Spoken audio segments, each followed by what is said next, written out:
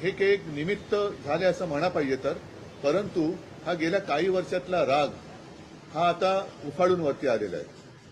दुर्दैवाने आज मी वृत्तपत्रात वाचलं आणि कालच आपल्या माध्यमातून मी बघितलं की न्यायमूर्तींना किंवा न्यायालयाला या प्रकरणाकडे लक्ष द्यायला वेळ नाही असं ते म्हणाले. आता विषय असा झालेला आहे की दिल्लीमध्ये मला सुद्धा तिथल्या काही मुली भेटल्या आणि त्या संतप्त होत्या. त्या सांगत होत्या की आमचे कपडे फाडले गेले, वाटेल तसं मारलं गेलं, काही ठिकाणी तर लाट्या काठ्यांना खिळे लावून, गजलेले खिळे लावून मारलं गेलं, डोकी फोडली गेली.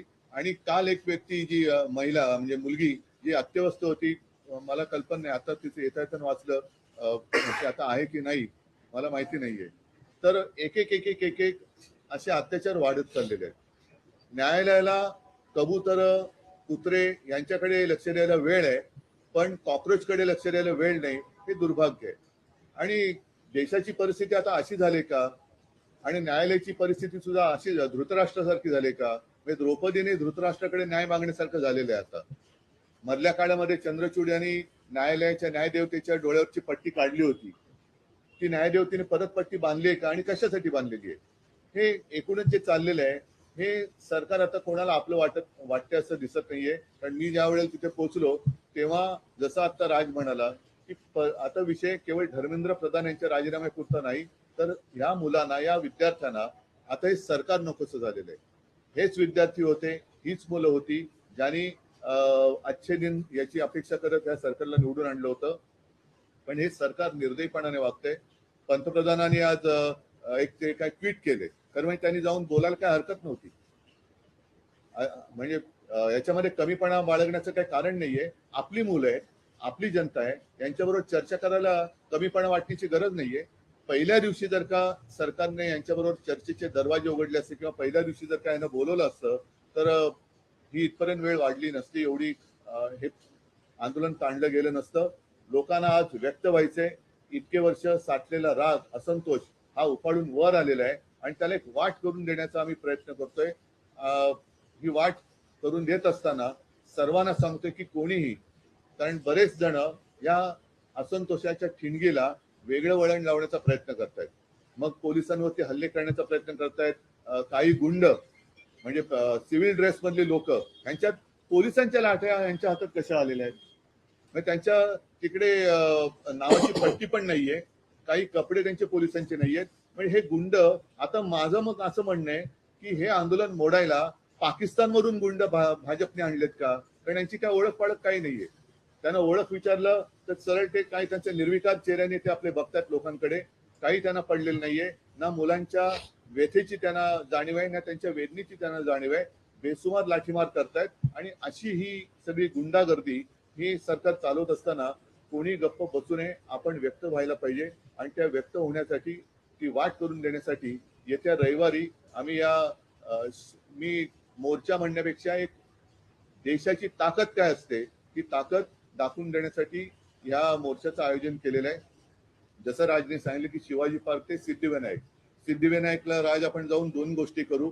एक तर या सरकारला सुबूत देणे, नाहीतर सिद्धिविनायकाला साकडवलं की या देशावरती आलेलं हे अरिष्ट सरकारच्या रूपाने हे लवकरात लवकर दूर कर. म्हणाले की सीसीटीव्ही फुटेज पाहण्यासाठी, मग तोच विषय राहिला की सरन्यायाधीश जे बोलले की सीसीटीव्ही फुटेज पाहण्यासाठी आमच्याकडे वेळ नाहीये. मुळात ह्यांच्यामुळेच हे झुरळ सुरू झालं ना. जन्मदाते तेच आहेत ना, आणि त्यांनी जन्म दिल्यानंतर त्या पोराकडे बघायला नको. मी महाराष्ट्रामधले पोलीस या सर्व आंदोलनकर्त्यांना चांगलं सहकार्य करतायत, काही त्रास देत नाहीयेत, काही गोष्टी झाल्यात. माझ्याकडे आता एक व्हिडिओ आलाय, मला असं वाटतं की मी तो आता मुंबई पोलीस कमिशनरांना देखील पाठवलेला आहे. एका टॅक्सीतनं मुलं चालली होती आणि ती मुलं चालली असताना, टॅक्सीतनं नाही, पोलिसांच्या गाडीतून, आणि तो पोलीस त्यांना सांगतोय त्या मुलांना की परत या एरियात जर दिसलात हा तर खिशामध्ये तुमच्या काय 5 ग्रॅमची पावडर टाकीन, 50 ग्रॅमची पावडर टाकीन, बरं का? म्हणजे पोलिसांकडे आता पावडर पण मिळायला लागली. पोलीस एजंट आहेत का पावडरवाले? मग हा पोलीस कोण ड्रग सप्लायर आहे का? हे कुठचे काय चाललंय मला कळतच नाही. मला खरं तर ही इतकी साधी गोष्ट होती. साधी म्हणजे म्हणण्यापेक्षा ही किंवा पेपर फुटलेत काय कोण ज्याची जबाबदारी आहे त्यांनी राजीनामा द्यावा आणि जे त्याच्यामध्ये असतील सामील झालेले असतील त्यांना अरेस्ट करावी. ज्या काही गोष्टी करायच्या त्या सगळ्या गोष्टी कराव्यात. परत हे होणार नाही याची शाश्वती द्यावी आणि त्यांच्याशी चर्चा करावी. हे सगळं प्रकरण इथपर्यंत आलंच नसतं. बोला. यात एक प्रश्न असा आहे की नाही एकच दिनेश एकच नाही एक मिनिट आज जे मोदींनी ट्विट केले का काय केले मला कल्पना नाही की दोषींना सोडणार नाही. तर ज्यांनी या मुला मुलींवरती निर्दयीपणाने लाठीमार केलेला आहे, ज्यांनी मुलींचे कपडे फाडलेत, जे पोलिसांच्या वेशात न येता जे गुंड तिकडे घुसलेत, या गुंडांना पकडून त्यांना सुद्धा कठोर शिक्षा करण्याची जबाबदारी मोदी घेत आहेत का? हे गुंड कोणी घुसवले होते? हे गुंड कोणी आणले होते? आणि राजरोज फिरतात त्यांचे पण व्हिडिओ आहेत. अगदी ती काठ्या बिठ्या आणि पोलिसांच्या लाठ्या त्यांच्या हातात कुठून आल्या? मुख्यमंत्री देवेंद्र फडणवीस आणि जे.पी. नड्डा हे भाजपचे केंद्राचे नेते आहेत ते असं म्हणतात की विरोधी पक्ष हा विद्यार्थ्यांच्या खांद्यावर बंदूक ठेवून या विषयाचं राजकारण करतो. भारतीय जनता पक्ष आजपर्यंत काय करत आलं? त्यांचा असाही दावा आहे की काँग्रेसच्या राजवटीतही अनेकदा पेपर फुटलेले आहेत. तेव्हाही आंदोलन झाली की, म्हणून तर बदललं ना सरकार. त्यावेळेलाही आंदोलन झाली. त्याच्यानंतर सरकार बदललं, ह्यांचं आलं. हे ते तसे आहेत म्हणून ह्यांना आणलं. हेही तसेच.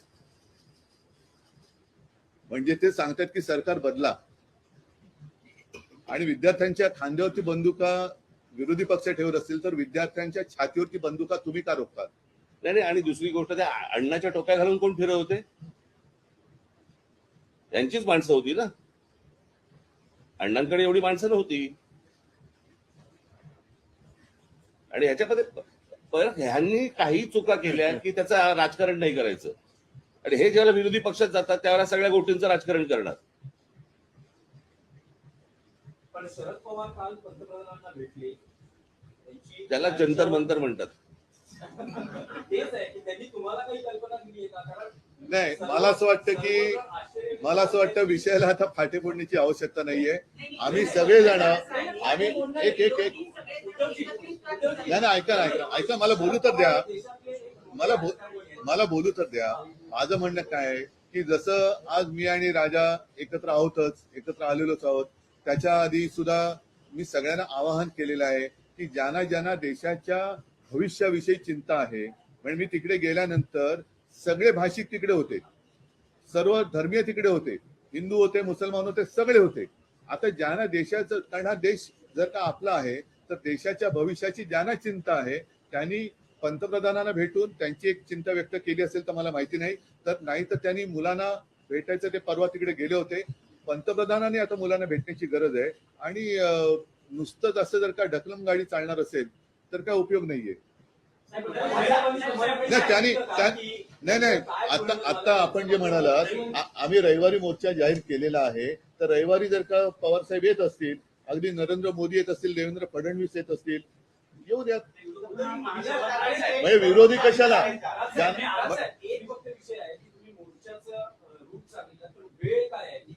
सकाळी 10ची जमायची वेळ आहे.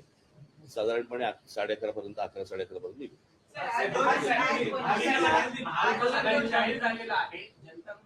पोलीस आपल्याला पाहायला मिळतात आणि मुंबईत देखील अनेक विद्यार्थ्यांना पोलिसांनी गाडीतून नेऊन पोलीस स्टेशन लावण्यात गेला. आपण स्वतः काल विद्यार्थी आंदोलन जाहीर झाल्यानंतर आपल्या अनेक कार्यकर्त्यांना नेत्यांना नोटीस जाऊ शकतात. विद्यार्थ्यांची धरपकड सवय आम्हाला, यासाठी सवय आम्हाला आमच्या. नाही, इकडे आता कळेल आता. म्हणून मी म्हटलं ना की विद्यार्थ्यांच्या बाजूने कोण आहे आणि विरोधात कोण आहे. आणि प्रश्न असा आहे ना की प्रश्न सोडवायचा आहे का चिघळवायचा आहे, हे मला असं वाटतं सरकारने बघावं. महाराष्ट्र आणि देशबंदची हाक दिली आहे. 26 तारखेला तुम्ही आता मोर्चा काढणार आहात. प्रत्येक राजकीय पक्ष वेगवेगळ्या गोष्टी करण्यापेक्षा पहिली गोष्ट म्हणजे आता हे ते जाहीर करणारे आम्हाला माहित नव्हतं. त्यांनी स्वतंत्रपणे जाहीर केला ती गोष्ट बरोबर आहे. आम्ही देखील जे काही ज्याला मोर्चा म्हणा किंवा काही म्हणा या सगळ्या गोष्टी करताना तिथे आमचे राजकीय पक्षाचे झेंडे नसणार. कळलं का? तिथे जर कुठचे झेंडे असतील तर ते फक्त तिरंगे असतील, देशाचा झेंडा असेल, बाकी कुठचेही राजकीय पक्षाचे झेंडे त्या सगळ्या अख्यामध्ये कुठेही नसणार.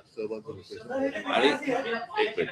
आणि आता उद्धव सांगतात त्याप्रमाणे काँग्रेस शी देखील बोलणं चालू आहे, ते देखील सहभागी काल होणार आहे. माझं बोलणं झालं, राहुलजींशी पण झालं, मग सकाळचा फोन आला होता आणि त्यांनी पण सांगितलं की आपण एकत्रितपणाने या गोष्टी करू. आता हे आम्ही परवाच्या मोर्चाची घोषणा तर केलेली आहे.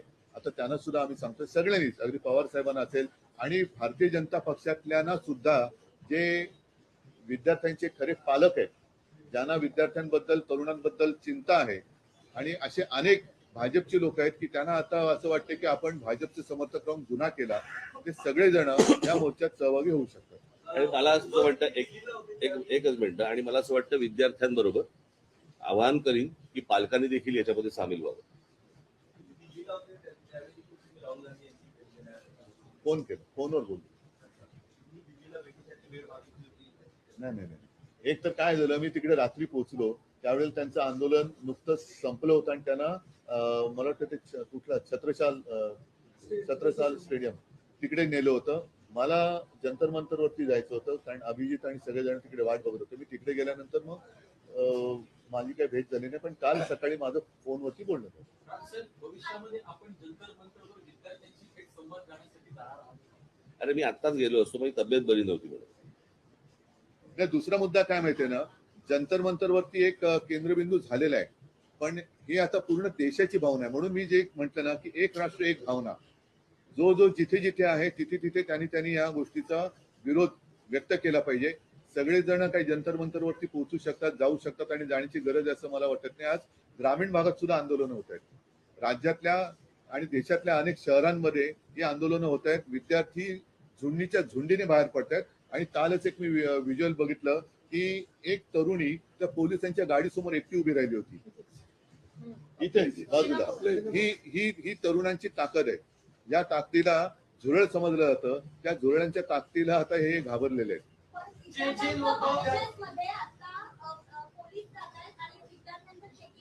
कुठे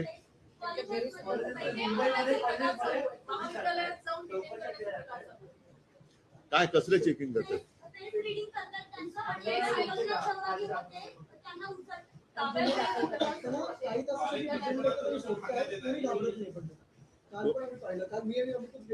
आता देश भीतीच्या पलीकडे गेलेला आहे. आणि काल सुद्धा मी तिथे ज्यांना भेटलो ना, एक तो तुमच्याच माध्यमातून बघितलं, तो एक मुलगा उभा आहे ना, मारो मारो मारो, तो नागपूरचा मुलगा आहे. तो भेटला मला, तो काय करतील मारून मारून, काय करतील, आणि असं जगून तरी काय फायदा. म्हणजे हे लोक आता त्या भीतीच्या पलीकडे गेलेत. त्याच्यामुळे चेकिंग, तुम्ही त्यांची मनं नाही ओळखली, शरीर किंवा कपडे चेक करून काय करणार, त्यांच्या मनात काय चालले ते ओळखा ना. ठीक आहे.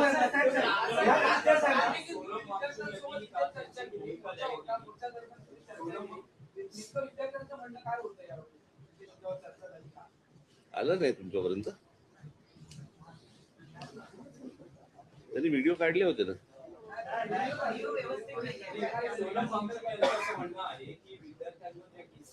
हो, त्यामागे घेतल्या तर आपण आंदोलन किंवा उपोषण संपवलं.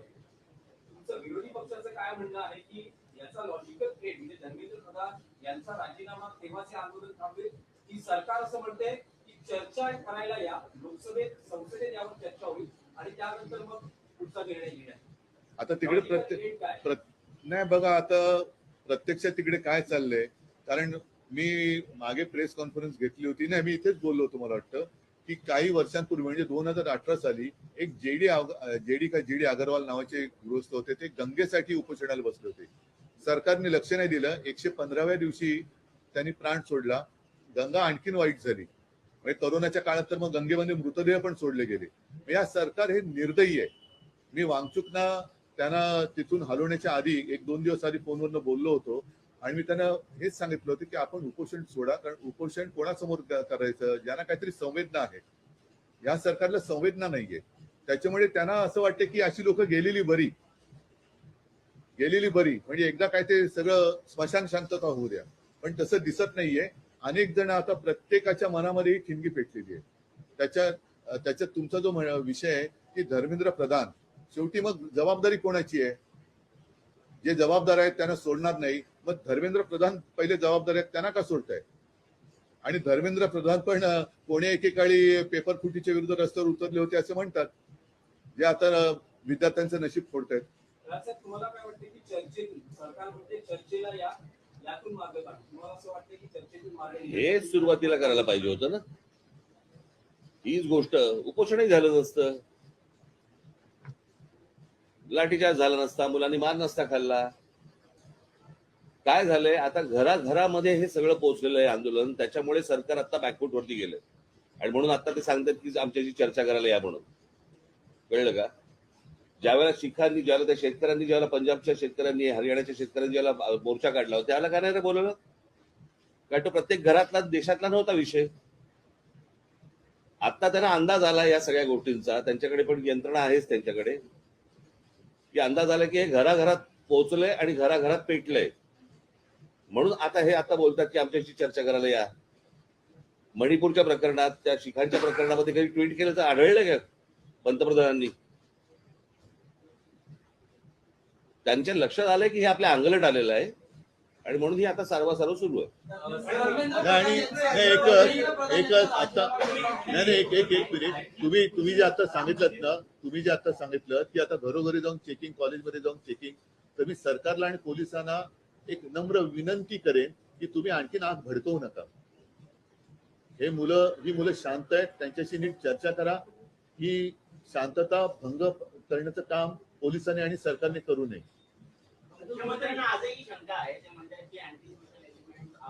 आम्हाला पण शंका आहे की आता सरकारमध्ये असे कोण परकीय शक्ती सामील झाल्यात का या मुलांना, देशाच्या विद्यार्थ्यांना चिरडण्यासाठी? आणि मी तुम्हाला सांगतो 26 तारखेला जर असे कोणी घुसवण्याचे प्रयत्न केले ना, फटकावून काढणार. कळलं का? शांततेने मोर्चा असेल, शांततेने या सगळ्या गोष्टी होतील, याच्यामध्ये कुठचीही हुल्लडबाजी नसेल, काहीच गोष्टी नसतील. पण उद्या जर समजा दिल्ली सारखं इथे काही करायचा प्रयत्न केला, इथे काही करायचा प्रयत्न केला, आमचे लोक सोडणार नाहीत.